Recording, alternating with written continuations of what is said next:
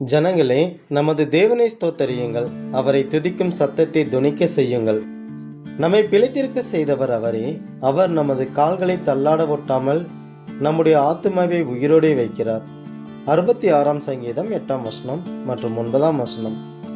நாம் தவறி விழுந்து போகாமல் தம்முடைய கிருபையினால் நம்மை காத்து மற்றொரு வருஷத்துக்குள் நம்மை பிரவேசிக்க செய்த தேவனுக்கு நன்றி செலுத்துவோமாக.